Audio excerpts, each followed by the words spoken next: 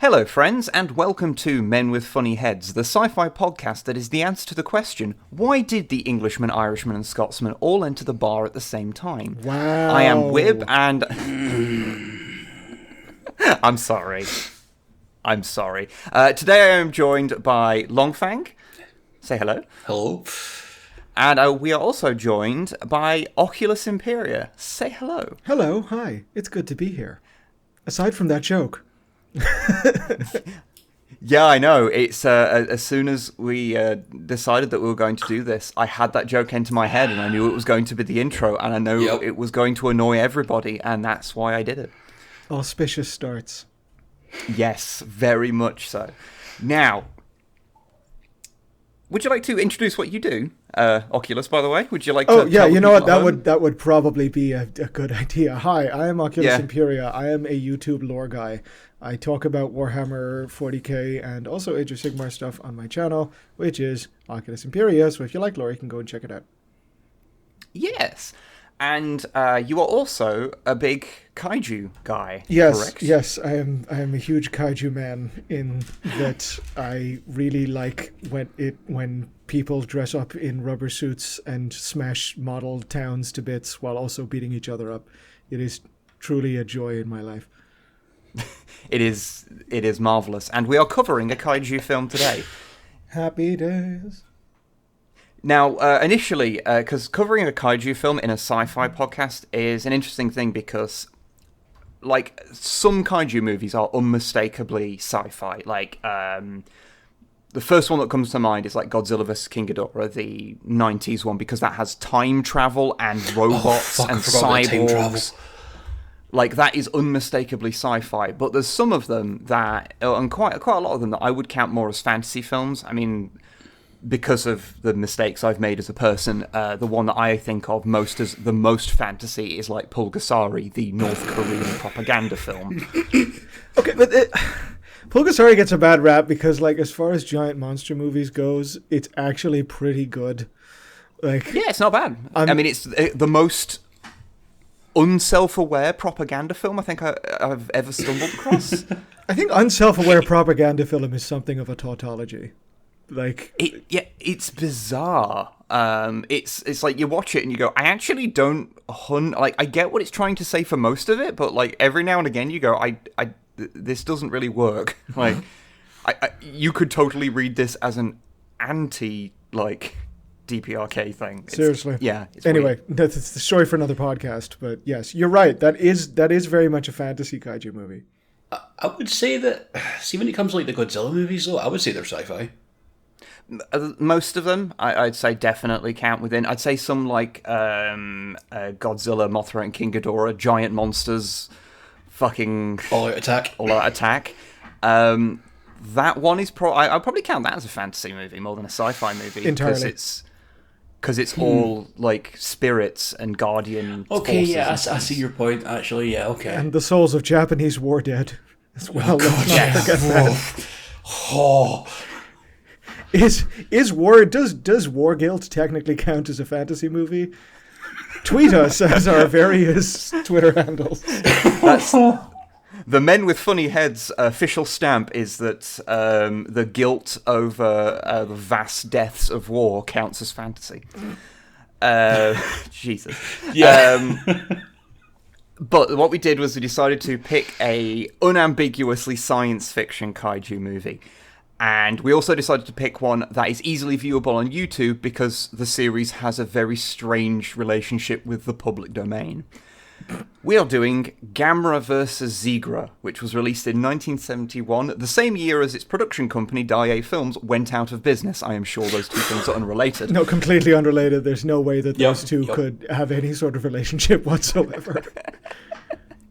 Now, if people aren't super aware, Gamera was a kaiju series that I can't actually remember what year the first one came out, but it was a more kid-friendly, yet paradoxically more bloody and worse attempt at doing Godzilla, but with a giant turtle. Well, the thing is that the gore in the Gamera series is not exactly related to the quality of the films. It just is this weird thing where, like, wow, you guys have much different standards towards violence that is acceptable for children than we do. And the one we watched isn't actually that bad for it, because some of them they're not bloodbaths by like any kind of modern standard, but for a kaiju film they're pretty bad. It's just the blood it goes by Evil Dead rules. If the blood isn't red, then it's fine. Yeah. This is the one we're watching, Gamera vs. Zegra, is the 7th of the 12 films made. Do not worry about not being able to keep up with the overarching plot, because it does not matter. There isn't one. Yeah, there isn't really a grand narrative to the Gamera films beyond he's the friend of all children, and he's ostensibly a good guy. He's not in the first movie, but that's because it's a rip-off of Godzilla. Yeah. Surprising. Yeah, so shall we get into going through the movie, unless anyone has some more broader Gamera takes before we start? Take us in. Okay. So, the movie starts with the credits for the English dub of the movie, because that's what we're watching. An interesting point is that the music in the background of this intro is very obviously taken from later in the movie. Yep. And they didn't have just the raw audio of the music, so it's got footsteps and you can hear like generators in the background. It's deeply surreal. I didn't notice that. That's so good. Yeah, it very much sets. I thought I was getting background noise from elsewhere in my apartment building, but no. Turns out it was just the opening credits to a movie, which kind of sets the tone for how like cheap it just gets. Like, oh yeah, do you want to know the funny yeah. thing? The funny thing is that as far as the dodgy English cut of a kaiju movie goes, it actually does very little to either the plot or the cut of the movie, because I've got the original version of it and a nice version that's not the terrible one we watched on YouTube, and I watched through that as well, and the actual cut of the movie is basically identical. There's just a few tiny bits here and there. Yes, and you know that is the case because we'll probably talk about it later, but there are several scenes where a character quite literally repeats what they have just said in a slightly different sentence structure, because whoever dubbed it clearly didn't give enough of a shit to just, like, come up with something new. Yeah. I did forget to mention at the start, the good summary of this movie is from a YouTube comment I saw of it, which is that this is the worst in the series. I love it. 5 turtle emojis. Yeah, actually, fair. That's a good summary, because it also quite deftly illustrates the kaiju movie fans' relationship with, let's just call it what it is, basic cinematic quality, which there are absolutely kaiju fans whose, like, the lower the quality of the movie, the more their enjoyment scales to it. It's like horror fans. The movie that got me into kaiju movies was King Kong Escapes, so you know where I sit on that. I'll do it. Anyway, let's get into the actual movie. So, it opens on a moon base and some narration telling us that all the nations of the Earth have joined together to do this cool space stuff, to make a nice moon base. But then this UFO appears and starts blowing things up. We're told about how this is like the worst of the aliens, Zigra, and it starts destroying the moon base. It zaps a beam at a moon buggy, which makes it like disappear. It's all very Captain Scarlet. Thank you. I had that in my notes. It's so Captain Scarlet that it's like, even the announcer sounds similar, but I meant to go and check, because he does legit sound like one of the like someone who does voices in the Jerry Anderson canon. But while at the same time, like, starting a movie with a model shot is usually not a great idea, because you're kind of putting like a foot forward, and it can also look really shoddy if your miniatures, like the case in this one, are actually rough even for kaiju movie standards. Yeah, I was going to say, like, Captain Scarlet and the Jerry Anderson stuff, like, their model, like, landscapes and stuff were on point. This is a bit cheaper. I believe that Jerry Anderson stuff is the reason I ended up liking kaiju movies so much, because it's about like the construction of like little miniatures and things. I always loved it. Yeah, I And wonder then, why. yeah, I wonder the why there's Warhammer I wonder why there's an overlap between people who like Warhammer and people who like kaiju movies. Yeah. Would anyone like to describe the spaceship that we see, Zigra's spaceship? Yes, the spaceship looks like a Happy Meal crown that has had a bunch of Skittles shoved into it and maybe an LED in the middle. Like, Now, you said Skittles. I said really unhealthy cereal. oh yeah, no, it totally could. Fruity Pebbles or something. Yeah, Fruity Pebbles or Fruit Loops. This is unrelated, but we got a packet of like American Fruity Pebbles the other day. Oh my god, why did no one tell me that like human fish food exists and it was that tasty? Oh god, that cereal is going to kill me. Yeah, no, the UFO looks weird. Yeah. It's supposed to have like elements of Zegra's final design, which we'll explain see later. that with the bit in the top and everything. But yeah, it's a weird looking thing, and it looks and the bright lights in it, the Skittles / Fruity Pebbles stuck to it, give it just a look. Yeah, it's like the Godzilla series is notable whenever they bring in UFOs for adhering to a pretty classic flying saucer standard design. This is like, Yeah. I can't. Like, if you were to show me just this model on its own, I would not be able to tell you what function it serves. It's just You know what? Yeah. thing. If you just It saw is- that as a prop lying around, you'd be like, what the fuck is that meant to be? yes, which is obviously a fundamental failure in design. But in this case, it's just like, oh, it's a spaceship, I guess, because it's hovering around and making, theremin noises. I seem to remember that in the Gamera canon, that was kind of common. There was quite a few spaceships that just look weird and don't really look like spaceships. I mean, it's whatever they like clearly had lying around the office. Like, I really would love to know what this spaceship prop was in its previous What they actually life. built out of, yeah. Like, was I it? think it's given that its overall shape looks so close to Zegra, I think it was bespoke. Like they made it like. They maybe used the molds or something from Zegra to make bits. I don't think that. I think they just sculpted it because it is a different like proportions and things. Ah, yeah, fair enough. It's the sort of shape that wouldn't be that hard to make the main bulk of it out of clay and then just cast it. So, because it probably just fiberglass or something. But anyway, so after we see the moon base get destroyed, we then cut to SeaWorld. Not that one. Yeah, but I'll put it down, I have to I'm say going SeaWorld as well. That was a hard smash cut as well. Yes. You go from this like pew pew pew explosions to immediately two dudes outside, and then it's going SeaWorld, the place where all marine life comes to be studied, I guess.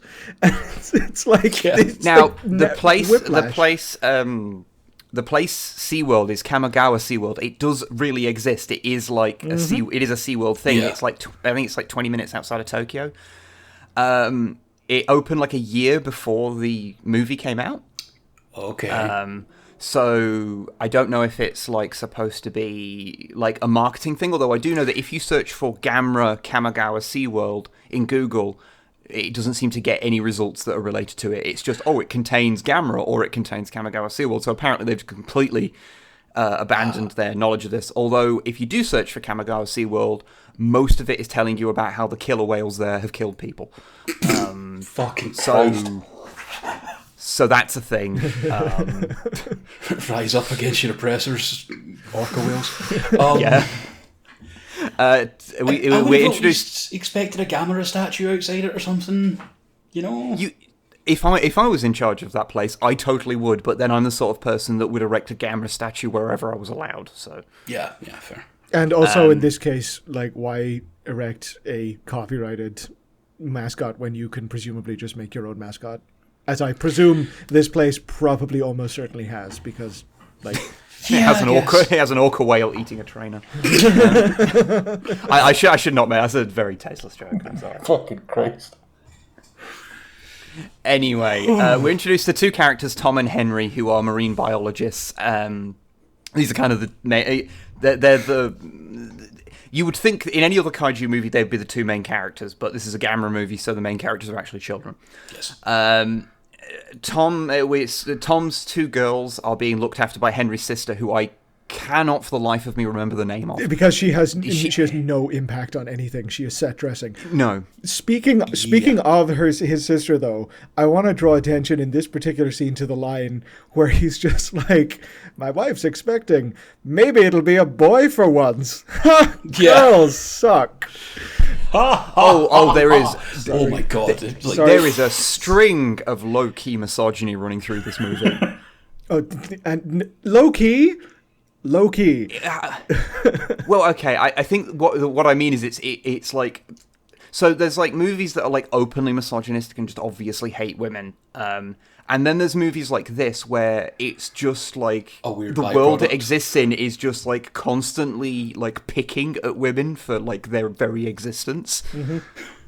And what they not only their existence, but also what they do feel like enjoy all of this stuff. It's just it's jabs. Weird, and it's particularly bad even for a movie from this era. It reminds me more of like 1950s nuclear family America rather than the 70s. But okay, yeah, it's a whole thing. But anyway, we're told that Tom's two girls are being looked after by Henry's sister, and Henry's son is being obviously being looked after by his wife, who's named Catherine, because her name is said like more than once in the movie. 'Cause I can't even remember if Henry's sister is like given a name. These characters are so peripheral; it's not even real. Yeah.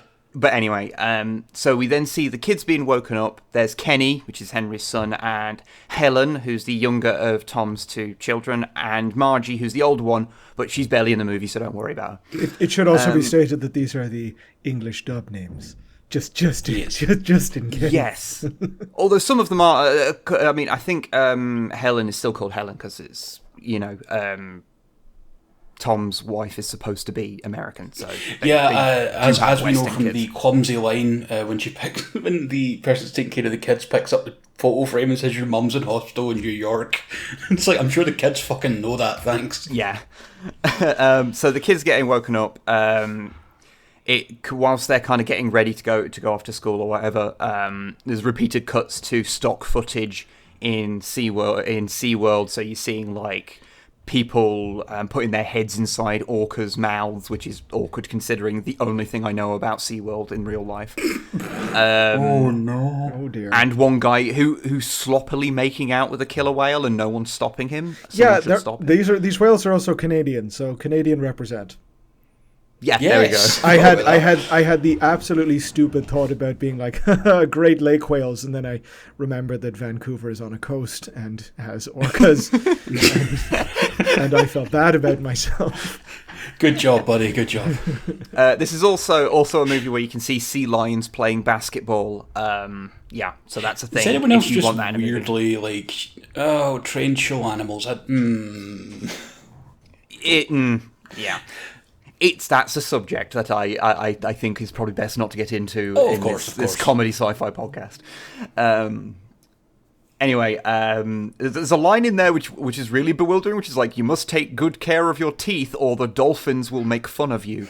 And I don't know what they mean by that. I would honestly just like love it if I was just walking through an aquarium and a dolphin just full on dissed me for my teeth. Yeah, just like a dolphin just pops out from behind a rock and goes, "Nice teeth, ugly." And you're like, yeah, it's literally just like, hey, where'd you get that grill? The dump, and then he high fives another dolphin. The idiot store. I'm liking shit dunk dolphins. Anyway, to make up for the dolphins being terrible, we now see a dead dolphin. It's not a real one, I don't think. Although you can never tell with movies of this era. Second hard and jarring smash cut in the movie, by the way, where it's just like, look at these marine life. Aren't they wonderful? The dolphins will make fun of you. And then it cuts to a dead one on a table. They're talking about dissecting.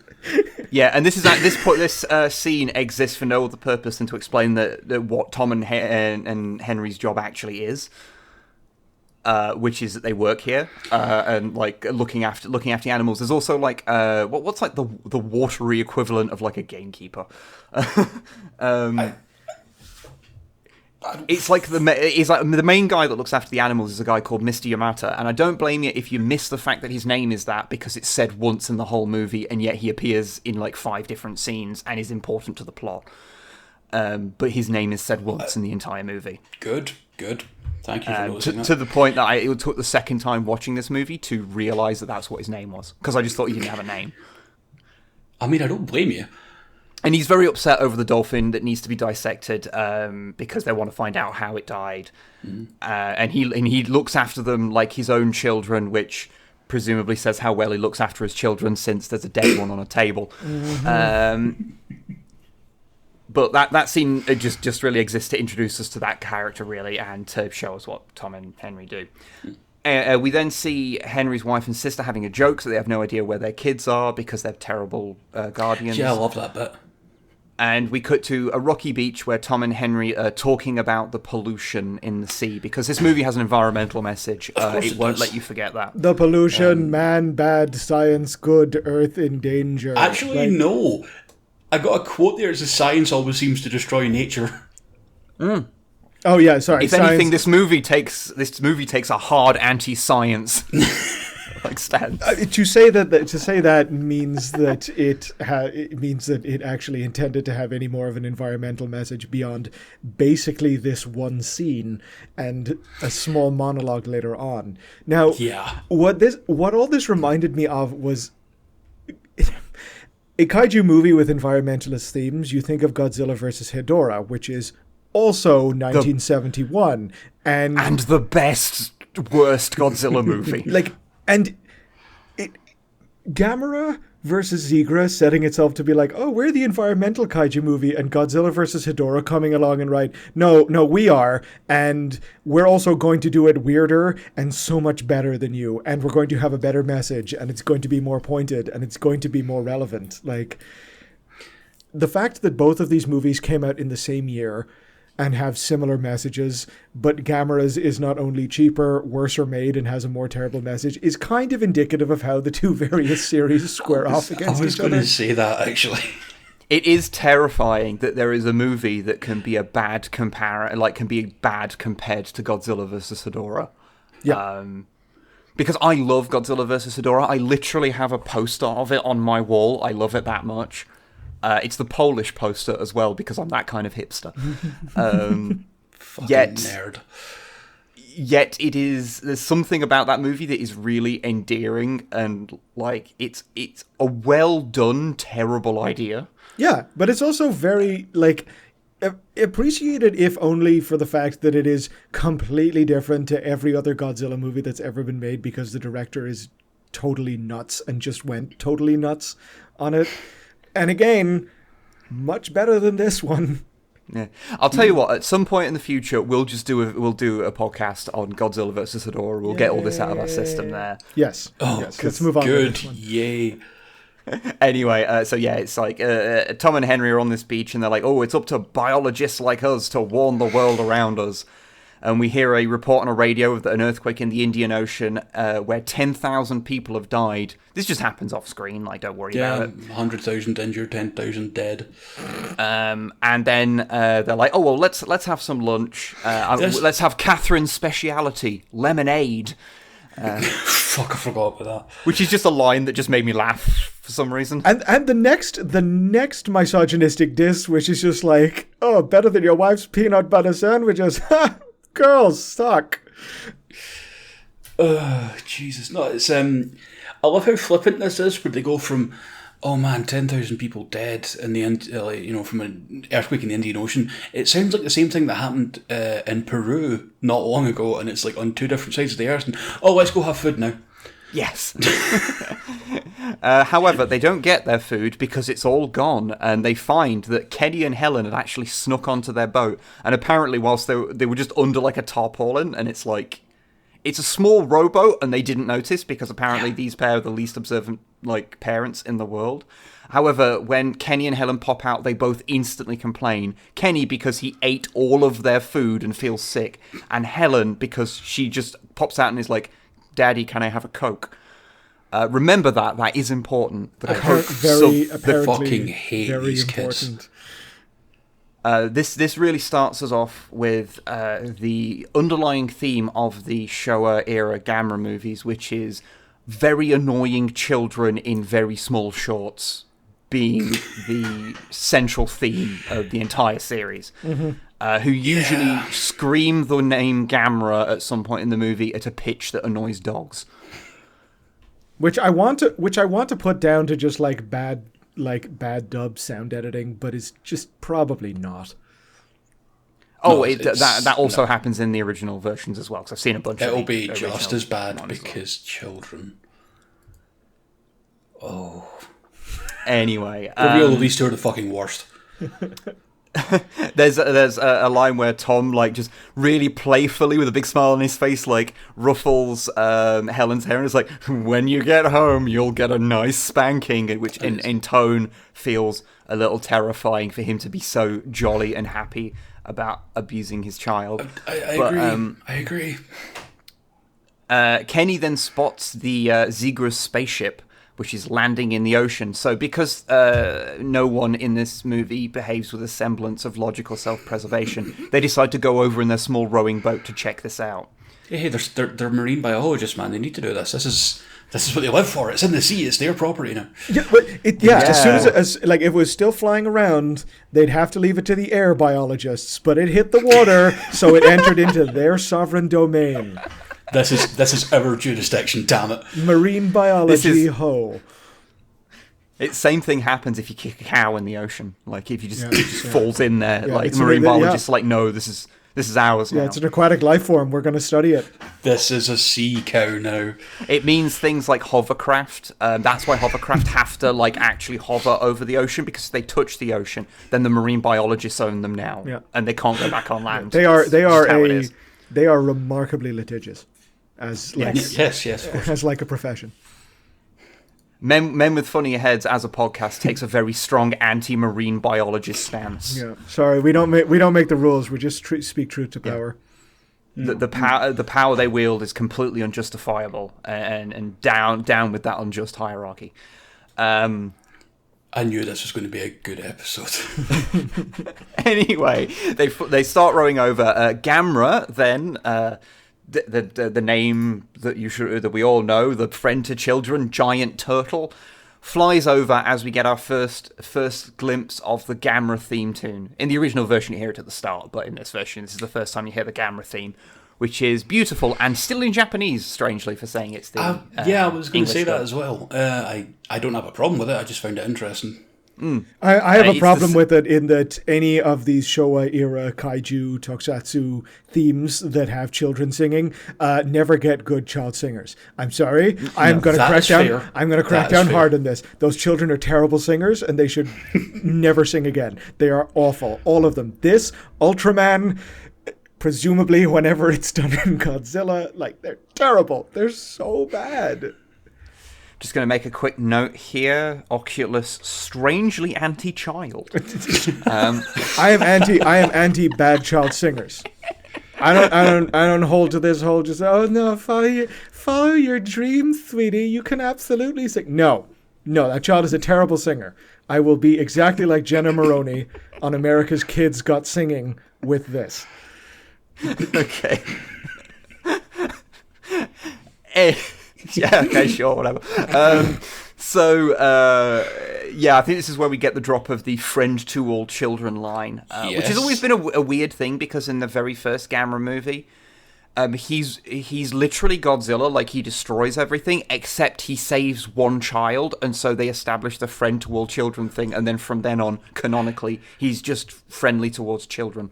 Saved one child, presumably killed thousands of others in their first rampage, but friend to all children. Yes, but it was off screen, so. Yeah. That's what's really important here. Off-screen children don't count.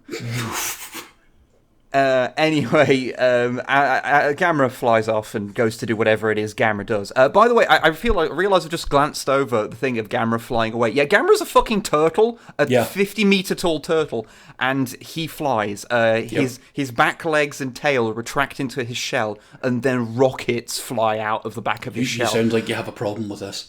I just realised that if you've not seen a Gamera movie, that is a statement that you should be aware of. It's just, to me, that's normal. The fact that he's not spinning whilst doing it is the only irregularity to me. Yeah, no, this is just a very regular Gamera Superman flyby, where he's just like, don't mind me, 50-meter tall turtle using my jet-propelled legs to also just fly terrible over. static puppet type thing. Don't worry about it, it's fine. Oh, yeah. It's absolutely not anyone in a suit. It's simply just a puppet with like sparklers shooting out of its tentacles.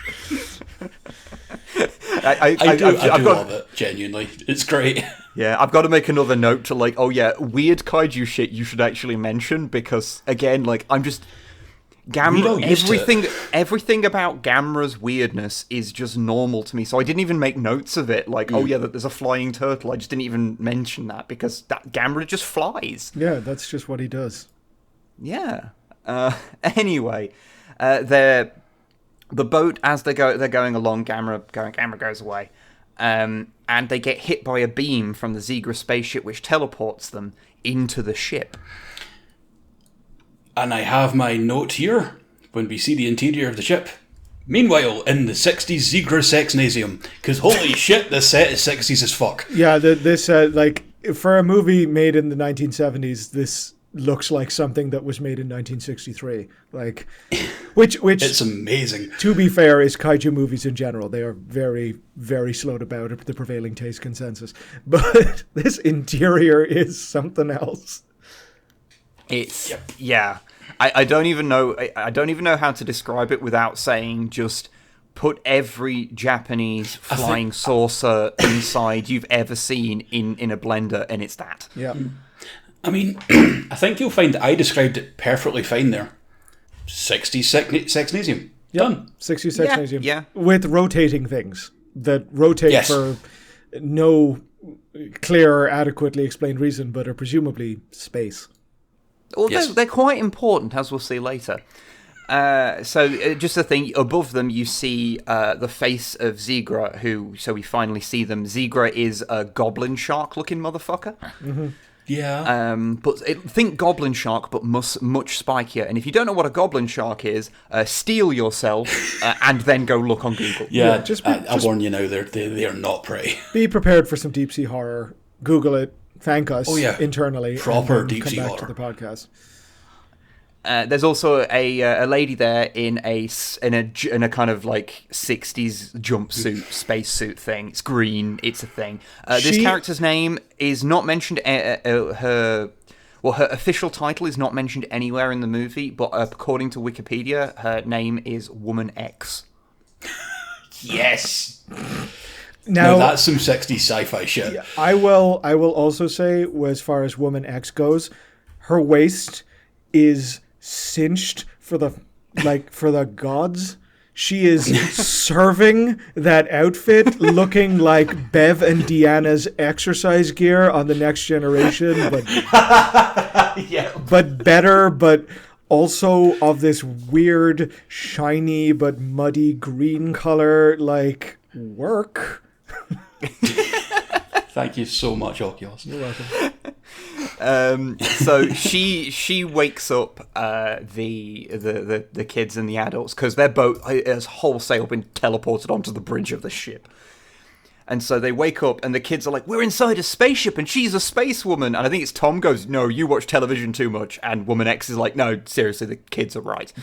Yeah, I mean, if you want the clearest example of a kids movie, because Lord knows this movie will just beat you over the head with it. It's just like, the children are clearly quicker to grasp stuff than you do, stupid person. Yep. We established that this is the Zegra star spaceship because that's a tautology.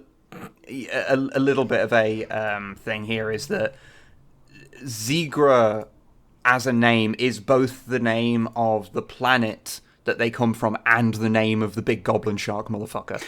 Yeah.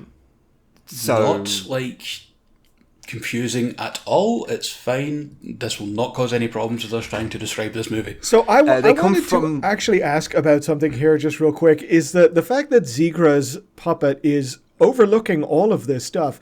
I do not believe any of the characters ever comment on the fact that they can see him watching this whole thing unfold.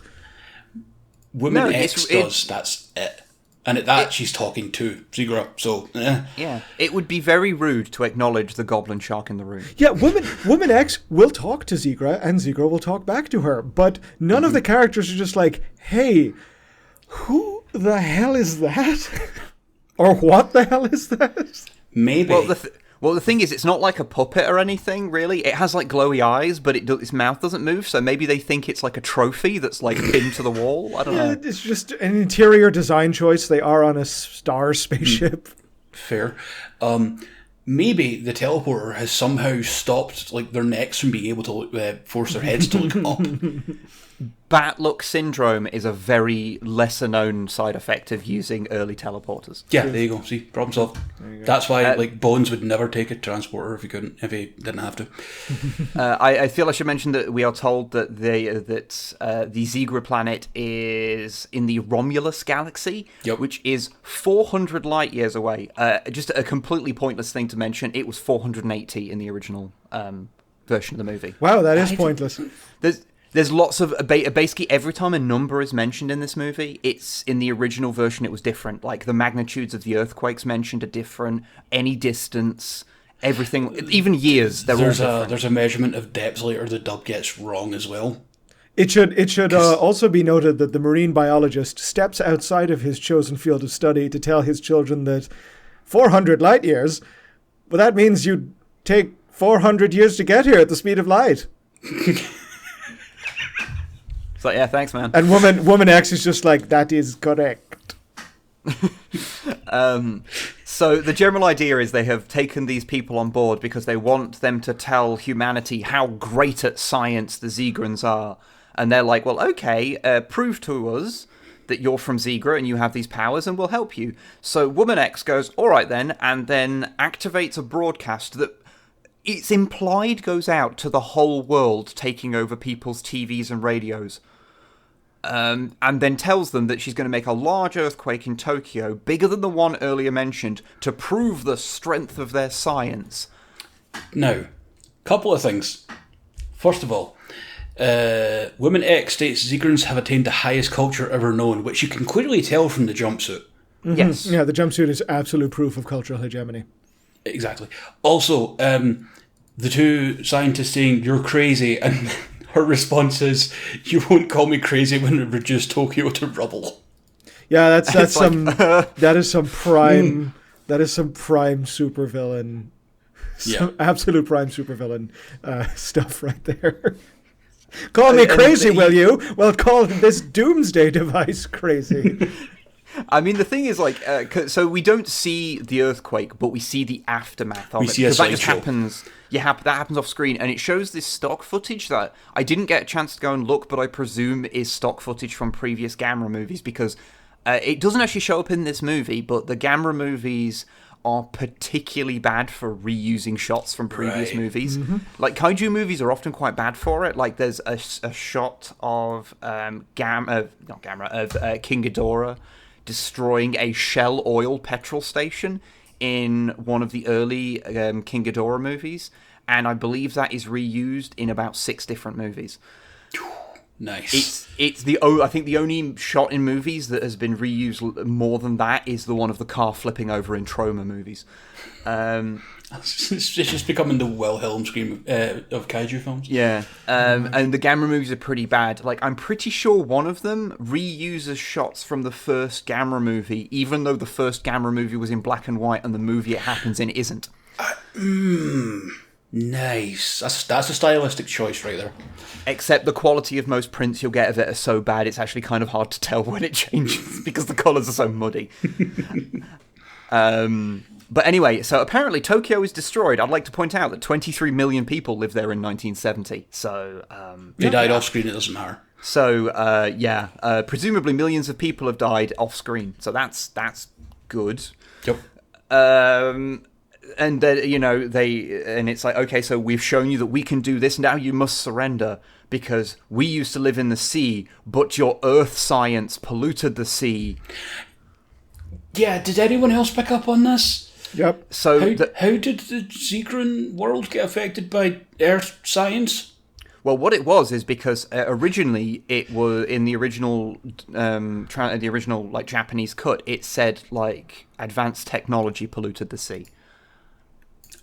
Yeah, and they just blame humans in this one in order to reinforce the very weak point they made earlier on, but do not in any way attempt to properly explain it whatsoever because that our pollution is so bad that it pollutes other planets' oceans. Yeah. It is the pollution equivalent of shitting someone else's trousers. So, yeah. I'd like to point out this was in the 70s as well. Imagine how bad it is now for other planets. Oh, God, yeah. We are. Independence Day is definitely happening. Like, they're all just coming here because we've ruined everyone's oceans. We just deforested everything in Alpha Centauri. I think the Amazon's bad. Well, oh, God. Oof. So basically they're saying, like, we need the Earth as a place to live, but you treat your oceans like crap, so creatures of Earth, you must surrender at once. And Henry basically say, no, now Henry basically tell him we mean business, and Henry tells the world that, our water is really polluted, and then Tom says that she's crazy, so she knocks both of them out using this. She's got this kind of ability where her eyes flash, and she clicks her fingers, and it makes people go into this like hypnotic state where they just kind of get knocked out. Which is a thing. It occurs a lot in the movie. Don't worry about it. Yeah. I don't even have the words to describe the sudden weird close-up to her eyes, a sparkle effect added, and then the guys get knocked out. Yep. Honestly, that is so standard for these kind of movies. She used her, and I quote, super celestial powers. Yeah. Which, by the way, is my favorite Sailor Moon attack.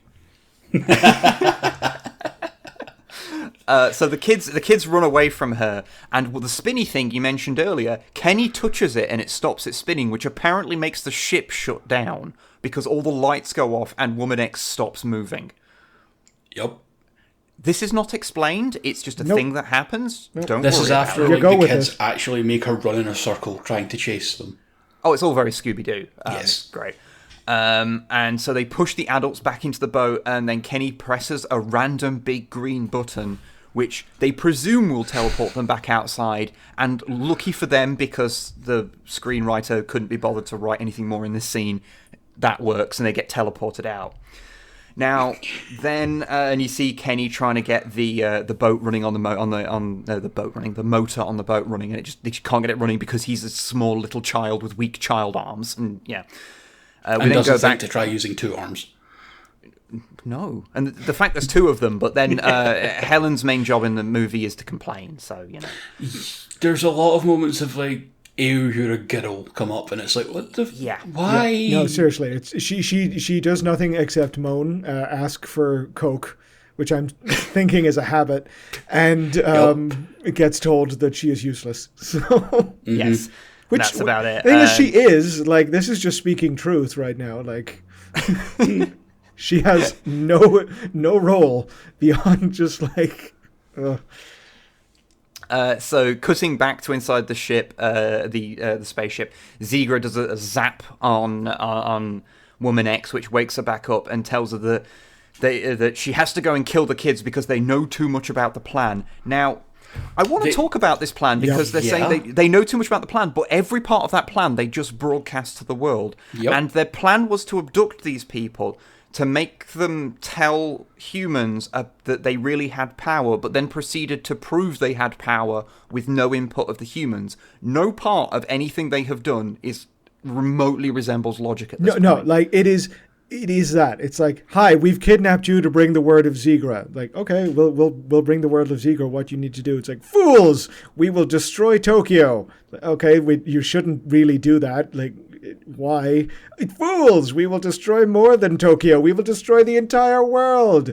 Oh, they've gone away. We must kill them for knowing too much of the plan that we have just explained to them. It's so... It is literally just it's just plot convenience. It is because it doesn't make any sense, because it's like, oh, they're the only people that know, and it's like, no, you literally told, even if it's not supposed to be the entire world, it's at least the Tokyo area all knows your plan. Yup. At this point, Woman X is like, well, I'll get them and then I'll kill everyone, but Zigra tells them no. And there's a line here, which is the line I've always remembered from this movie because it's just weird and awkward, which is Zegra explaining what they're really doing, which is, on Earth, the people live on the land and eat the things living in the sea, but it is just the opposite with us. We live in the sea and eat things living on the land. And the completely bipedal, not at all aquatically adapted Woman X is like, yes, that is what we do. I would like to take a moment here to just state that the guy who voices Zegra, because Zegra talks, is the monster talks, is having the most fun with it.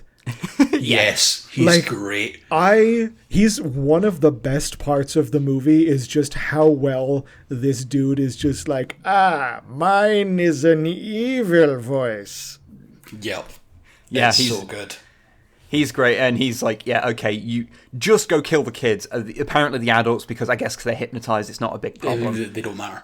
Yeah, and we need to let everyone else live so they can become our slaves. It actually doesn't say slaves in the original Japanese version. It says food, so they kind of just... That's an interesting change. They're more explicit about that point at this point in the movie in the earlier version. So the spaceship kind of pops out of water with its fins at the top kind of poking out like it's a fucking shark or Captain Nemo's sub. And I'm pretty sure that the design of the spaceship was included as a giant shark fin on top of it, not for any reason other than to make this scene happen. Probably. Yeah, because they want to go and slam into the boat, but there's an oil tanker in the way, so they just blow that up. Presumably because they just had a few... They just had a few, like, £100 spare, and they were like, do you want to build an oil tanker and blow it up? And they were like, yeah, sure. To which I have noted, GG Zegrans destroying that boat polluted the oceans further. Yep. But at this point, Gamera shows up and he's with his theme tune, because his theme tune follows him around. He's got like a boombox hidden somewhere. Yep. He then picks up the boat and flies it to safety, whilst the kids scream the name Gamera at various pitches. Picks up the boat by a shitty blue screen. This scene goes on for so long. It is so long. The same shot of Gamera, quote unquote, flying. The same chorus of shrieking hell children in the background. The same screeching on behalf of the main characters. It is so long. And Gamera's roaring constantly, and it's like, oh my god, this is... The line that I noted from this is one of those other ones where they are shitty to girls and women for existing, which is because like the Kenny's like, oh, Gamera's so great, and then Helen goes, I love you, Gamera, and he turns around and goes, love, that's all you girls ever think about. And that was what I was thinking of. I've never wanted to punch a child in a movie before, but you haven't watched enough movies. Yeah, this is. Yeah, it's a thing. Anyway, they land on the beach after literal infinity has passed. And the kids go away to get help because the adults in the boat are still passed out. And Gamera flies away, presumably singeing the eyebrows of everyone as his rocket legs, cast flame everywhere. They then stumble across a weird hermit who is dressed like Robin Williams in Jumanji for some reason. This scene is of no consequence, do not pay it any mind. It exists solely for the kids to do a bit where they think they've travelled in time, and establishes that this version of the movie takes place in 1985 and not 1971 as the original. This scene is completely perplexing, because it's like the kids meet some homeless guy who is just... No, he's not homeless. He's just a guy. He lives on this island and everyone dresses like that. He looks... hella homeless. He looks like someone stranded on a desert island. And he's just like, "Hey kids, what are you doing on my island? You must be from And the kids are just like, "Oh my God, we've clearly traveled through time," because that's the logical assumption that you always get when you meet a homeless person. And he then goes off on a weird tangent about the history of the island, and that's it. Yeah, the writing they do to make sure they can justify the weird rags this guy's wearing is ridiculous. It is like, you could literally cut this bit out of the movie and just say that where they landed was where they needed to be. They got picked up by the military. Job done. And it zero is lost from the movie by cutting it out. It's really weird. Like, speaking of did that have? Web, I gotta ask. Did that have any other purpose within the Japanese dub or not? No, because I don't. Yeah, I didn't think so. I do have to mention, the way we go from this scene to the next is a zoom in on the weird old man laughing, and then it just cuts midway through his laugh, and it's really fucking unsettling. Maybe that's what the scene's there for, is to unsettle you specifically. Oh, good. Love that. Yeah. We then cut to back at SeaWorld, because this weird island full of people who dress like hermits for okay, I was going to say for no good reason, but an established reason that the movie explains to you but is completely irrelevant. Yes. Is like an island just next to SeaWorld, apparently. This is just a thing we have to deal with existing in the world, and we have to remember. Yeah. Back at SeaWorld, the military are there, and they're interviewing the children, because they can't interview the adults because they're still knocked out. They explain, the Zigra was a woman, but our mothers are prettier, because, again, they have to conflate the worth of a female character to her looks, because... actually, now I'm saying all of these things out loud, I think this movie just hates women. It's very of its time, let's put it that way. It's not about that. I think that's the thing. It's not about being that. It just can't help itself. Yeah. Helen says, they were really unfriendly and gave us nothing to eat or drink, not even a Coke. That is the second mention of Coke. Remember it. Yep, because it's a thing. She has a problem. The officer just... I've just got this noted down because I'm a nerd and wanted to MST3K it, I guess. But the military guy is saying, okay, can you describe the spaceship? And I've just got, I want one of the kids to shout out the spaceship had a sexnasium in it. Just to give me some form of fucking enjoyment out of this scene. I think they say it's like one that's in movies or whatever. And it's like, well, it's not really, because I don't think... Not many things look like this, so no. But anyway, they decide to wait until Tom and Henry wake up so they can get some actual useful information and not the shit information they get from these shit children. The men can't be woken up by the army of doctors they've got, and the kids say, it was hypnotism. Around this time, the UN declare that they are going to try and attack Zegra. So we see a bunch of stock footage take off. I am so glad. Oh yeah, you gotta use all that military stock footage that you paid money to license. Yeah. Gotta get as many minutes of that out as you can. Also, just actually remembered there, I don't know what device one of the doctors was using, but on the two guys that are knocked out, one of them just had weird suckers all over his chest. Just mentioning it because it was weird. Yeah, honestly, every scene in this movie, something weird is going on. So yeah, a lot of it just kind of flows off you. Anyway, to the stock footage. To the stock footage where a bunch of planes, you see them flying around, and then there's actually a couple of decent composite shots where they blow up stock footage. Yeah, which for one of these movies isn't actually that bad. Yeah, there's one that's really good, and the rest of them are just okay, explosion covers the entire piece of film. Fine, whatever, it works. Because they try and fire missiles, which at this thing that's underwater. In the original version, I think they say they're depth charges to try and cover their arse a bit there. I would like to point out that around about this time there is what is one of my favorite aspects of dubbed movies, which is a dubbed crowd/rabble scene. Those scenes in movies where there's a big crowd and it's just going it's just a whole bunch of people. It's a whole bunch of people talking at this rhubarb. It's a whole bunch of people talking at the same time.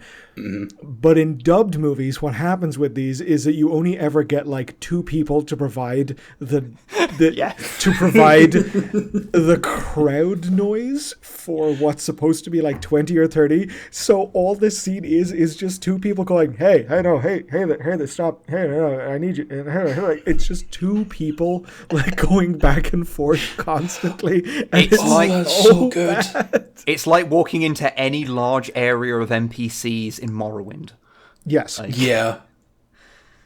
Anyway, so yeah, they try and attack the Zigra ship, but it just uses its lasers to blow up all the planes that attack it, and they're like, well, shit, that didn't work. Now, when he says all of the planes, dear listener, he does mean all of the planes. There is a later report saying that all of the world's planes have been destroyed. There is no more military air force left in the world, and all of this happens basically off screen. Yep. I did not notice that line. That apparently just brushed right off me. No, there's a It news... sounds familiar, honestly. I remember them saying the squadron got shot down, but it wouldn't surprise me if they just decided, all the world's jet fighters are gone. Yeah, no, it happens off camera. It's like this when the military staff are gathering, but just some person in the background is saying just like, all planes are destroyed.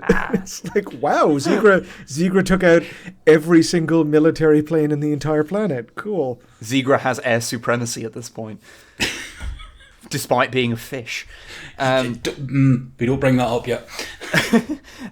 So the military then decide to order all people to be evacuated at once. What people they mean by that, I don't know. Do they mean all people off the Earth? Do they mean everyone in the local area? Do they mean everyone in Japan? Like, just all everyone. people. Webb. Everyone. Everyone is going to evacuate to the Isle of Wight, is my yes. that's my headcanon.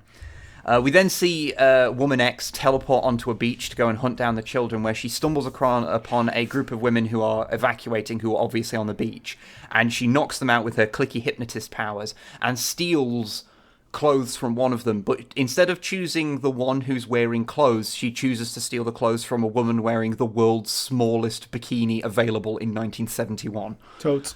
That does not suit her in the slightest. And then wanders into town dressed in functionally nothing. You know when someone wears something that's so small that they somehow look more naked than naked? Yeah, that's just generally my policy with shorts in summer. Yeah, I do just have a few bits in all caps here saying, no, please put your original outfit on, you look fucking dumb. Like, she's way more conspicuous now than wearing the spacesuit. Anyway, as everyone, everyone's evacuating, because it wouldn't be a kaiju movie if you didn't see a huge crowd, like a crowd of people evacuating a city. And she stumbles upon Mr. Yamata from earlier, who she's trying to hitch a ride to get to where the kids are.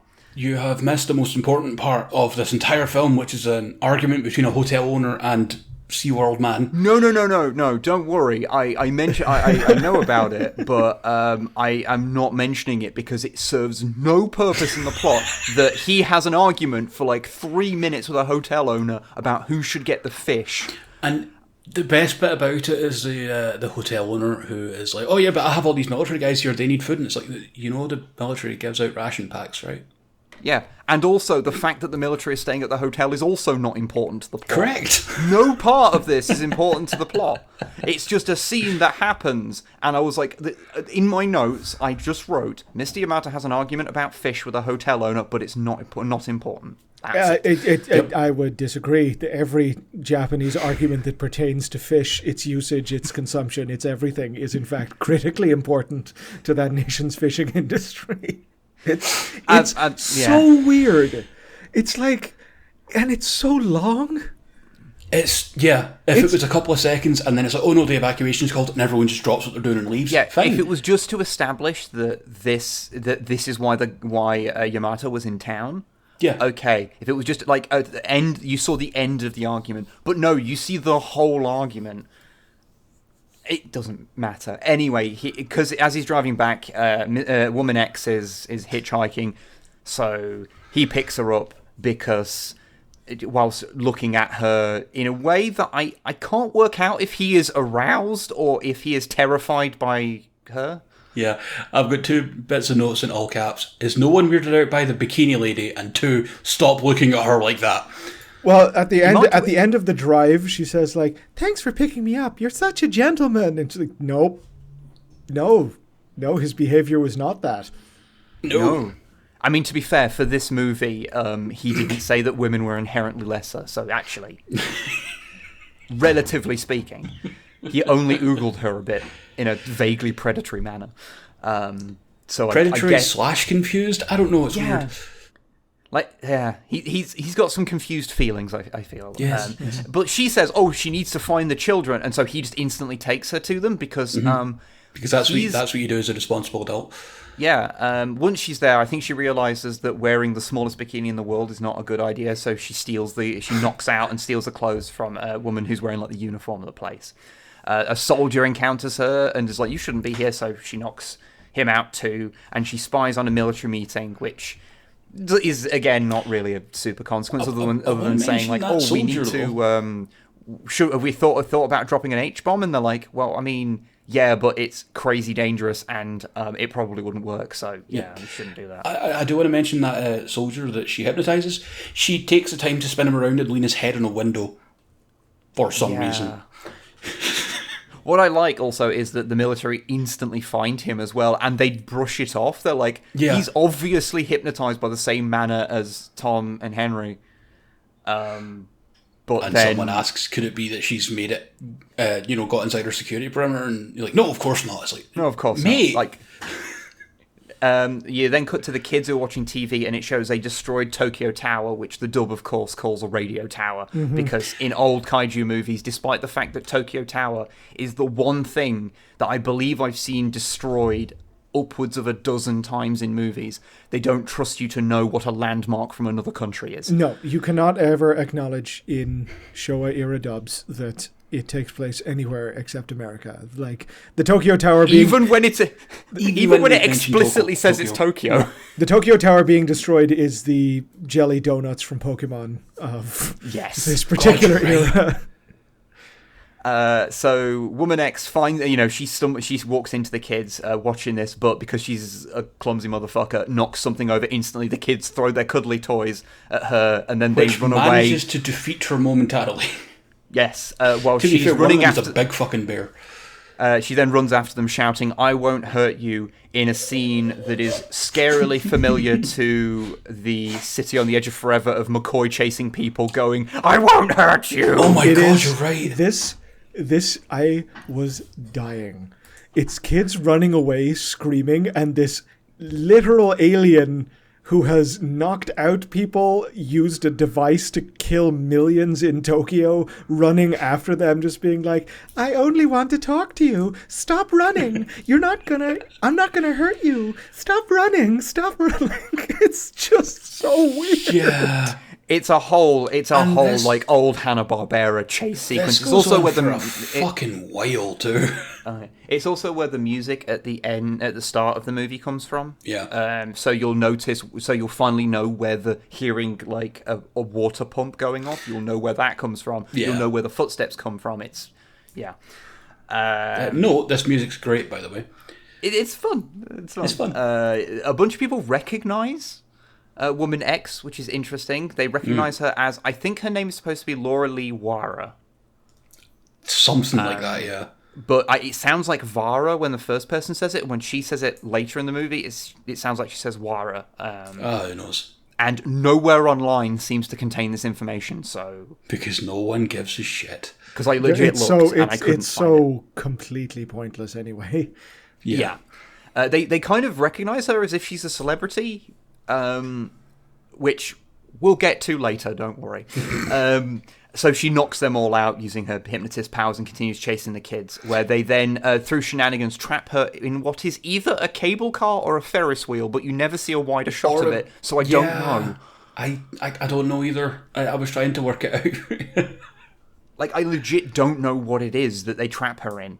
Like, they get her in it, and then they activate a thing, and it starts raising, but you only see a really close-up shot of it from the outside, and inside it, and I can't work out if it's one of those big enclosed Ferris wheel things, or if it's a cable car. I think it's a cable car, because you see some wide shots of SeaWorld later, and I can't see a Ferris wheel, so I think it is a cable car. Yeah, your guess is as good as mine. Seriously, it is very much just like, you could have done any more work here. No, you didn't. All right. I do love the switch to really shitty smaller camera film when they have to do the sequence inside that lift thing. Yeah, you can see the quality difference. Meanwhile, while this is going on, we see Gamera heads underwater to fight Zegra, and we get our first actual bit of suitmation. If you can call it that. Yeah. So Gamera just hurls a fucking rock at the ship, and the ship shoots at him a bunch. He dips inside his shell because Gamera can do that because he's a turtle. Excuse me. He turtles up. Yeah, he turtles up. Quite literally turtles up. And then Gamera breathes fire underwater. Don't worry about it. No, don't think about it. Just don't. On the ship, which causes it to explode, and then Zegra emerges. Would someone like to give a detailed description of what Zegra looks like? Oculus, take it away, please. Oh boy, Zigra is as goblin. He's like a goblin shark made of knives. Fucking yeah. Good. Yep. There's some big old red eyes, kind of a weird octopusy beak thing going on. Pointy nose, generally silver. Kind of looks like an evil version of Stingray, the Jerry Anderson device. Yes. If Stingray was an alien made of knives, I don't know. Like it's actually as far as monster designs go, a pretty good one. It rates. I actually above, like Zegra's design. It rates pretty highly above like an Ultraman villain of the week. But below a lot of other more iconic ones. I can't quite say why, but it's pretty good. I think it's great when you see it swimming around and shit. Mm-hmm. When it goes full suitmation, it's not great. Yeah, it's a thing. I will say one thing, just as a little note for anyone who's not watched this stuff. One of the things that makes Gamera suits a little different from Godzilla suits is that Gamera's monsters always have glowing eyes. Yep. And it's actually a really rare thing in Godzilla stuff. I never thought about that, and I can totally see that now. Yeah, it's something which I just noticing. It's like, it's just a design thing that is different between the two series. So that's the thing. Zegra kind of swims around for a while at this point and then grows bigger. Because, of course, the ship is quite small, and when Zegra pops out of it, he's bigger than the spaceship anyway. Yeah. Yeah, don't think about it. But then don't think about it. Scale is fucked in this movie. Yeah. It's just kaiju movies. And then he grows even bigger. This movie's relationship to scale is almost as bad as Cats 2019. I've still not seen that. I need to. Oh my. I will not speak about Cats. Guess what, Webb? We're not doing a podcast on that one. Yeah. Anyway, go on. So Zegra kind of just wiggles around on the sea floor for a while. It's very undignified, and then Gamera just kind of flips him up and then just grabs him and and jets away on his rocket boosters and lands him on a beach where Zegra continues to undignifiedly wiggle, but then stands up on his hind fins. Yep. And it becomes, rather than being a big puppet, it becomes a guy in a suit. Yeah. Which, a bit of yelling, because half of a kaiju movie is two monsters using their trademark yells at each other.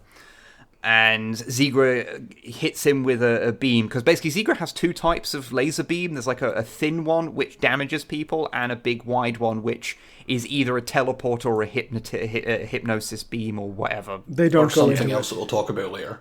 Yeah, it's whatever it needs to be, that one. Yes. And it causes Gamera to fall into the surprisingly deep water at the shoreline and paralyze him. Zegra then escapes back into the sea and broadcasts out to mankind again. He explains that he has grown abnormally large. Abnormally large. Due to the Earth's different, higher water pressures or something. And if you've seen we've all seen what a blobfish looks like, that is, you wouldn't just get bigger. Like, Zegra should look like a blobfish. Yeah. Because if you don't know, blobfishes look like regular fish at their proper depth. Mm. And they only become that blob when they're dead and brought up to, our sort of air pressure. Mm. He says that since his spaceship was destroyed, he can't go home, so in retaliation he's going to kill everyone and take over. also we ruined the oceans, but I feel that's more of an excuse at this point for him. Like, yeah. Yeah, no, he isn't really super committed to that. It's more just like, oh, well, I mean, I came here, I destroyed your entire military, and I've ruined several major world cities, but yeah, I'm gonna kill you all as an afterthought. Yep. Then my favourite line of the movie happens while he's broadcasting, which is, once again, Zegra will prove to the other planets of the world that Zegra is all powerful. Okay, thank God. I'm so glad. I genuinely thought I had misheard that. I am happy that I'm not just going crazy. Nope, that is exactly what Zigra said. You're fine. It's a beautiful line that I don't think we need to analyse one bit. Magnificent. Let that one sit. And then he's all like, creatures of the earth, prepare to die.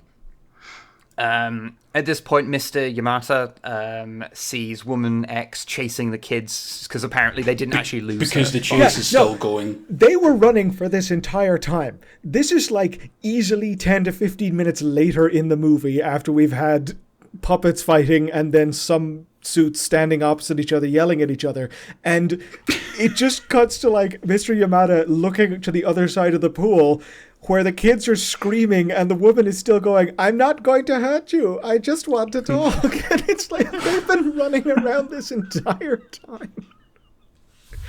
Oh no. It's fine. So he goes to tell their parents / guardians what's happening, and then he helps out via some very bizarre logic that, again, we shouldn't think about too much. Works out that the hypnosis that was used on people worked by sonar, which is how when you move them around they don't walk into things. Yep. Apparently. I do have a bit here. Does this mean that the hypnotized humans have developed echolocation? Yes, I hope so. That is what they're saying. I don't want to be hypnotized and not get some superpowers out of it. I mean, that's fair. But they realise that they figure out a way to break people out of it, which is to make really annoying noises into a walkie-talkie. Oh my God. Like literally, one of the doctors sits there, and I apologise, viewers at home, for having to hear this, but he yells into the microphone, ah, ah, ah, ah, for like a minute solid, whilst Tom and Henry writhe on the floor in pain. He just, like, it's not dialogue. He is yelling into a walkie-talkie as these men are in pain for, again, an abnormally long amount of time. Like, you can clearly see the effects of what you're doing upon your test subjects, and you're still doing it. Yeah, but it works. It wakes them up. There's also an idle comment by some military guy in the background that all reporters have been hypnotized. Yep. All reporters everywhere. All world reporters. And nothing of value was lost. You know, never trust the press, right, guys? And that's just one of those lines where you sit there and you go, you can't just say that. Like, yeah. But again, this has no bearing on anything. It's never mentioned again, so don't worry about it. Like, did they even fix those guys, or did they just fucking leave them there? I mean, there's definitely some news stations that I'm totally fine if they just left. Yeah. But where are we? Then, basically the entire cast of the movie, more or less, runs out to find Woman X, who's caught the kids, and tells them that if they come any closer, she'll feed them to the dolphins. The animals in front of her are actually killer whales. But since killer whales are actually a kind of dolphin in reality, then technically she's correct. It feels like a line put in there to annoy pedants because they're technically not correct. It's in there just for you, really. It's in there for someone like me, entirely. who like double checks things on Wikipedia when I write down notes. At this moment, I wanted it to turn into an attack movie, and one of the orcas just comes out of the water, drags her in. Well, I mean, And then you told me about that thing earlier. Now I feel bad. Honestly, it's such a... I really don't mean to harp on that, but it's just so weird that when you search for this place, that's like the dominant thing that comes up on Google, is this place is a dangerous place where the killer whales kill people. Yeah, it's like that amusement park in New Jersey. It's like you have a black reputation for horrible deeds. Action Park? Action Park, yes, precisely. Yeah. Thank you. Shout out to Defunct Land. You're the best. Love Action Park. But yeah, so Henry decides to yell annoying noises, the same annoying noises, into a walkie-talkie, which incapacitates Woman X2, so the kids can then escape. She then gets up with no knowledge of where she is. The last she remembers, she was on the moon. The way she says it is really fun too. She's like, where am I? I was just on the moon. And it just made me laugh. It's like, did we find an astronaut or a tweaker? It is the type of line that is said to someone as they're being bundled into an ambulance. I was just on the moon. She reveals, yes, she is Laura Lee Wara, who was a geologist that apparently a group of people would recognize. So she's one of those rock star geologists. Just those absolute top of their game, can't escape seeing them on the headlines geologists. Yeah, and she was in that moon I want buggy. to live in that world. Yeah, she was in that moon buggy that we saw zapped earlier, because as we later see, that zap is like sometimes a teleporter, so, you know. Mm-hmm. She was teleported on board and brainwashed by Zegra, and so she believed she was like part of their kind of thing, so, you know, it's a thing. With no one really able to figure out what to do, because they're like, well, we can't really do anything about Zegra because he's apparently able to just win this war off screen. So Kenny suggests that they ask Gamera, since he's so strong and clever, which under normal circumstances I would consider asking the turtle who communicates entirely by yelling. Is probably not the most clever person in the movie, but in this movie... Considering the caliber of everyone else in this movie... I wonder, is it simply because there has to be a plot reason for the turtle to fight the goblin shark? Because Gamera's not actually been in this movie very much. He really has not. Henry and Tom go to check out Gamera in their bathoscope, suspended by helicopters. Now, I mentioned earlier, I'm the type of person who goes and checks things on Wikipedia. What they have appears to be more of a bathysphere, which is distinctly different from a bathoscope, because bathoscopes have like a thing that floats on the water and is then dropped down into the ocean and is connected to it and can move around of its own power. That's what a bathoscope is. Whereas this appears to be more of a bathysphere. Are you telling me that people who are involved in whatever shady licensing company purchases film reels from Japan and then dubs them for the pure process of displaying them upon the cheapest American screens as filler content didn't quite do their research when they were conducting the dubbing of this particular picture? I am suggesting that too. I legit tried to figure out exactly what type of submersible this is, because it turns out there is really distinct definitions about what is... you fell down a fucking rabbit hole. About what is merely like a basic submersible, what's a bathysphere, what's a bathoscope, what's a diving bell. It's really specific, like what counts as each one. And at some point, I realized that none of this was important, and I should do something meaningful with my life. Yeah, that's once again the marine biologists at work, right? They are very pedantic about precisely what their technology is and will allow them to do. Yeah. So you don't want to fall down that hole. So their thing is this. We'll call it a bathoscape because that's what they call it in the movie. It's descended from a helicopter to go down next to Gamera. Bearing in mind, he's literally on the coast and he's got a foot comically poking out of the water. No, he has a foot comically poking out the water in the exterior shots. Not when they're under the water. Both his feet are underwater. Which is funny because his foot poking out of the water is narratively very important. Yeah. And it is inconsistently shown in the movie. So they drop down. They drop down in the little submersible, and they realize, okay, Gamera's still alive, but he's dormant like the other hypnotized people. So they turn on like a sonar, wondering if that'll work. And at that point, they realize that Kenny and Helen, because they are the worst children, have also snuck on board their little bathoscope. And I don't know how they fucking managed that. Yeah, there's these children are given miraculous powers of burglary and infiltration simply to put them wherever the cameras are at any one particular time. I have a note here simply saying, Gamera, please wake up and save this movie. Yeah, save it, because this scene, like, at this point, the movie, I gotta say, at this point, the movie is so boring, it's almost unwatchable. It's pretty bad at this point. But luckily, their sonar bullshit wakes up Zigra, who seems to attract him, and Zigra comes over, severs the line to the bathoscope, and making it spring a leak and dropping down to the ocean floor. And then he picks it up in his beak and pulls them down to 12 kilometers deep. I'm not sure how far you'd have to go off the Japanese coast to get 12 kilometers deep. Don't worry about it. It's fine. Yeah, don't worry about it. It's fine. No, don't worry about it. What you should worry about... They realise that they only have an hour's worth of air, yes. so stuff looks bleak.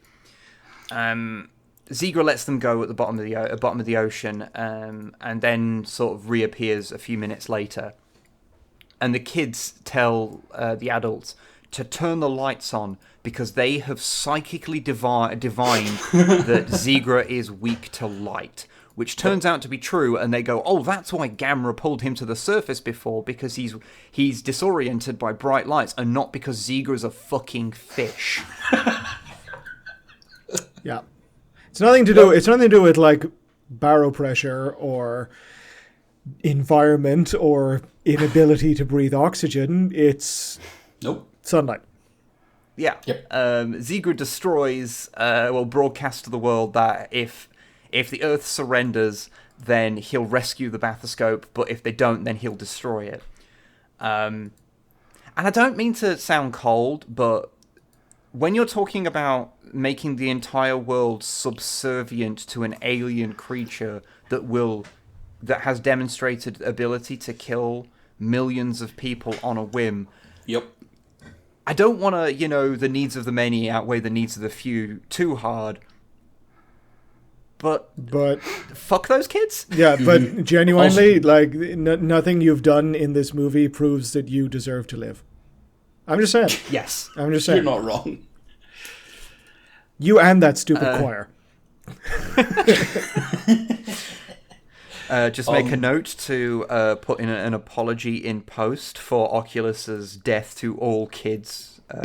Rhetoric. I do not apologize.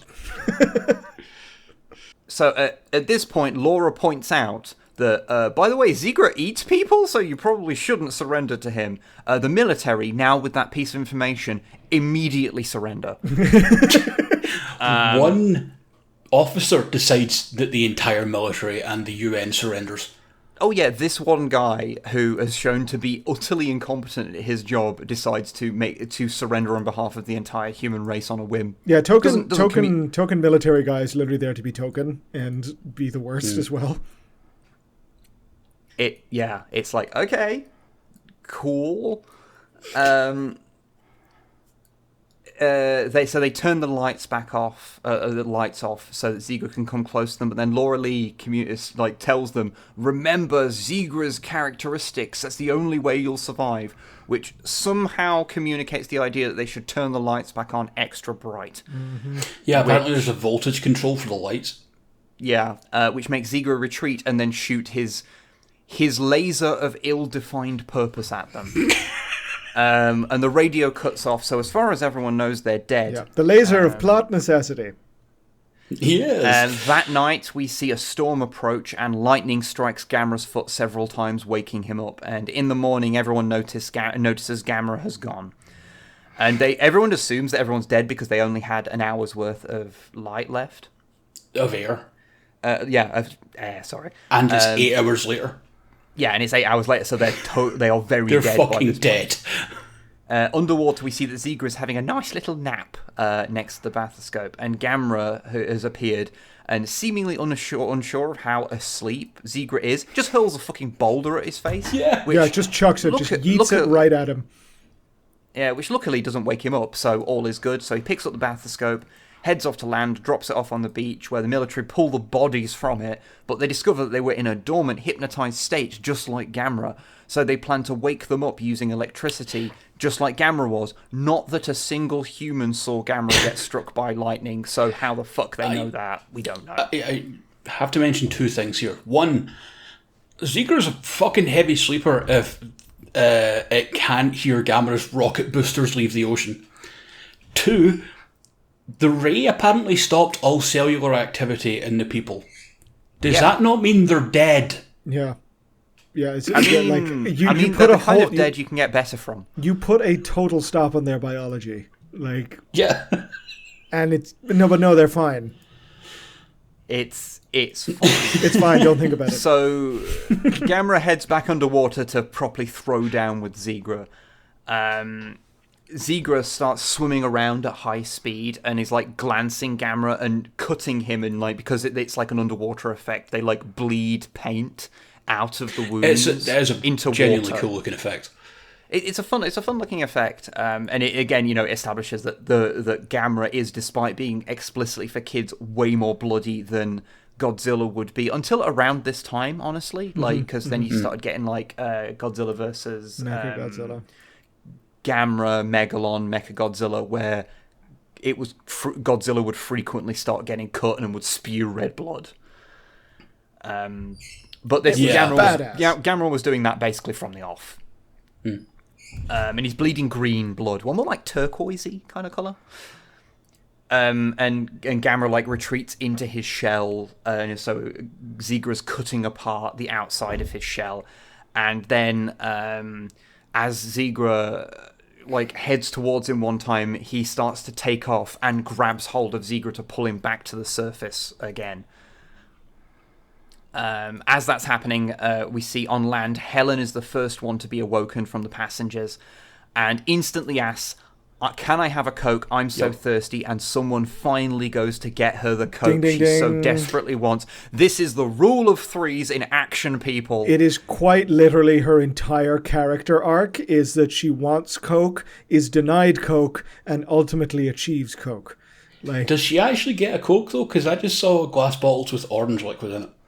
I think it's just the light that's on it. Okay. Because if I remember rightly, in the original translation of it, it does still say Coke. Oh, because I was just going to say that, like, do you think that the dodgy American company didn't quite do their diligence and just used a recognizable brand? Yeah. Maybe it's doing that thing, because I know there are certain places in America where any soft drink is a Coke. That is most of the South, yes.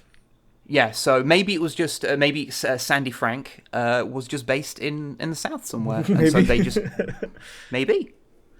Plot arc successfully resolved, though. Yeah, Helen is now her purpose is completely wrapped up. So as Gamera pulls Zegra out of the surface, the Gamera theme starts up again, so we know it's endgame. It's like when the title theme in an anime starts in the final episode. And he drops Zegra from several hundred feet onto his fucking face. Yep. Onto the beach, and then when Gamera lands, picks up a huge rock, hurls it at Zegra, which then gets stuck on his snout and causes him to fall over and get pinned by the weight of the rock. Can we just point out Gamera is literally just fucking with Zegra at this point? Oh, yes, because then he picks up a larger rock, starts whacking the spines on his back, because he's got like these kind of segmented like spine on the back of like these raised things that are like his fin at the back, and he starts hitting them and noticing that they make a different tune, so he plays a bar of the Gamera theme tune on it. Yeah. And you just gotta, like, it's not, there's no contest in the kaiju fights in this movie. Like, the first round, Zegra kicks Gamera's ass. Second round, Gamera hasn't necessarily learned anything. He just kicks Zegra's ass. Yeah. It's a fucking shit show. Like, he plays the theme tune, has a dance, and shouts a lot because he's happy because he has just reduced his enemy to a plaything. And then he uses his flame breath. No, I want to point something out. The children tell him to use the flame breath because they want blood. Yeah, the children want fucking blood at this point. And Gamera burns Zegra alive. Yep. Like, pretty badass. To literal ashes. He burns that shark to fucking death. It is heartless. Gamera is a fucking monster. Like, as a little fun bit of trivia, in Gamera Super Monster, which is the movie that was made after this and uses this scene as part of stock footage, because We'll get to that in a second. Okay. They change that he doesn't play the Gamera theme. It's a different tune. Just in case you're wondering. Just cause. At this point, movie is functionally over. The kids all wave goodbye and get to shout Gamera at their annoying pitches again. And then the theme should play. As we get one final environmental clumsily shoehorned into the end of the movie of like, oh, you should look after the seas. Stop polluting, you shit. Because I think he finds a bottle on the beach. No, it's the bottle that fucking Kenny threw. Oh, yeah, shit. Because Helen, it turns out, even though she's been after a Coke all this time, she doesn't actually look to open her bottle, so I think it's actually a comfort thing. She just likes to hold the bottle. Yeah, so after all that, she never actually drinks it. So, that's an interesting point. And, yeah, Gamera flies off whilst the theme tune plays for one last time. End of the movie. And that was Gamera versus Zegra. Yeah, it was. It absolutely was. I gotta say, like, kaiju movies are usually entertaining when they're bad. This is unfortunately not really that. The first half of it, you're kind of just like, okay, this is entertainingly sloppily made, but the second half loses steam even with the entertainment value you can potentially get out of something that is badly made. At least for me. Yeah. I would say that I have a fond feeling for it purely because I find the fact that no one, human or alien, operates on anything related to logic throughout the entire movie. Mm-hmm. And I find something oddly compelling about that. But as an overall sort of thing, it's like if you're gonna watch one Gamera movie, this is not the Gamera movie you should watch. It is a fascinating. It's not even the. It's a fascinating exercise, in just people who are making a movie that needs to hit certain beats, and they don't really care. They don't care how it gets there. It's just very like industrial feeling, like mass production style of filmmaking. It's churned out to be like, okay, we need to know it's got to do this, and this has got to happen, and this has got to happen, and we do not even care how it does. Just do it. Yeah. It's a weird thing to witness, and viewing it through the lens of an American dub done in the mid-'80s does not make it better. No, it does not. Now, this was not the last Gamera movie that was made of this sort of vague era. So this was the 7th movie. And then Daiei, the production company, went out of business. They went bankrupt, presumably because they were making movies like Gamera vs. Zegra. And all their assets were bought out by another company who then, in 1980, put out Gamera Super Monster, which is made 80% from stock footage from the other movies. Oh, Jesus. And the 20% that's left is following a sort of Sentai group of women, one of which is really tall, and I am reliably informed awoke things in a lot of people that watched it. Gamera versus Zigra would be one of the worst Gamera movies ever made were it not for the existence of Gamera Super Monster. Yes. Which is one of the worst movies I have ever seen. Fuck. I'm going to need to watch it. Oh, god damn it. But the thing is, then, because that was released in 1980, and then there was a big break, and then in 1995, Gamera was rebooted with Gamera Guardian of the Universe, and that kicked off a trilogy of films that are, I think it's not uncontroversial to say, some of the best kaiju movies ever made. No, fundamentally, the Gamera Heisei trilogy is excellent. All of them. All 3 of them are excellent. They're so good. I often there are bits in the third one, Gamera versus Iris, that I often highlight as some of the best like kaiju moments, like just some of the effects you used and like the absurdity mixed with coolness. Like they managed to make a big turtle rad as fuck. Yeah, seriously. Like Gamera is so cool in those movies, and in the third one especially, because he gets a bit of an overhaul of design, and they make him look menacing, and they make him less the friend of children and more like he's a protector of the earth, but if humans get in the way, he doesn't really think too much of it because they're little insects to him. Like, I do love that we have taken an hour and a half to tell people why they shouldn't watch the movie that we just watched, but should watch these other movies instead. Yes. After that, there is also Gamra the Brave, which I would say is one of the best kaiju movies to get a modern audience to watch a Japanese kaiju movie, because it's just a decent little family movie that's just about a giant turtle. Yeah, and then if you want to chase that with the opposite end of the spectrum, but in terms of subject matter, but still the same or better level of quality, you chase it with Shin Godzilla. Yes, Shin Godzilla is fucking great. Shin Godzilla is the best. Still need to watch it. I'm the worst. I will say one of the my favorite things I've ever seen at the cinema was that I got to see Shin Godzilla on the one day it was shown, and my local cinema happened to be one of the ones that was showing it. Yeah, I was very, very happy to be able to see the scene of Godzilla annihilating the city with his laser breath on the big screen. That was a religious experience for me. I did exactly the same thing. Myself and my partner, we saw the last showing of Shin Godzilla in the entire city of Toronto, and we had to travel pretty far to downtown to find the theater that was playing it. We got the last showing on the last day that it was screening, and it was perfection. So yeah, at least you had more than one showing. It was lit in the UK. There was one showing of it at a handful of theaters, like on the same day, and that was it. The most limited of all limited releases. Yeah, so I was very happy that our local one was one I could see it at, because that was a good movie to watch, unlike the one we just watched. So does anyone have any final thoughts about Gamera versus Zegra?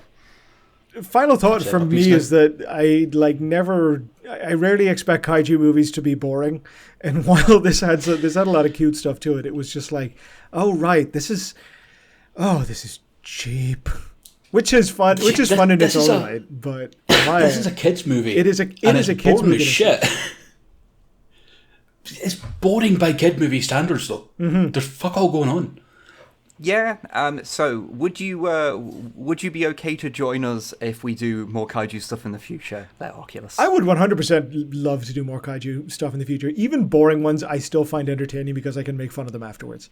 So yes, absolutely. This has been an absolute blast. Well, we'll try not to turn the entire podcast into Oculus and Wib show Longfang all of the kaiju movies that he doesn't want to see. I mean, that's showing me kaiju movies and guiding me through the land of giant rubber suit monsters is sort of a great idea for this podcast at times anyway, because it's something I need to experience more of. I'm happy to do it. Okay, we'll try and find one that's less boring, or at the very least one that is even more wild, because they go places. So if people who are listening to this wish to find Mr. Oculus Imperia on the internet, where can they find him? They can find me on YouTube. Just search Oculus Imperia into that little search bar and you'll be able to get it. I'm also on Twitter at Oculus Imperia, and that wraps it up. You changed your Twitter. I know I changed my Twitter handle. I needed to, or otherwise someone else would have gotten it. It would have just been a bad situation for all concerned. Yeah, fair. And where can they find the Mr. Longfang? Twitch.tv/Longfang91 and at Longfang91 on Twitter. And you can find me on Snipe and Wib on YouTube, or Wib Does Stuff on YouTube. I am Wib Does Tweets on Twitter, and I also have podcasts, Twitch stream. Yeah, there's a lot. Just if you're on the internet, you'll stumble into me at some point, and I'm sorry. So goodbye, everybody. I hope that this was a fun romp into the world of Japanese giant monsters. Goodbye. Bye. Bye-bye.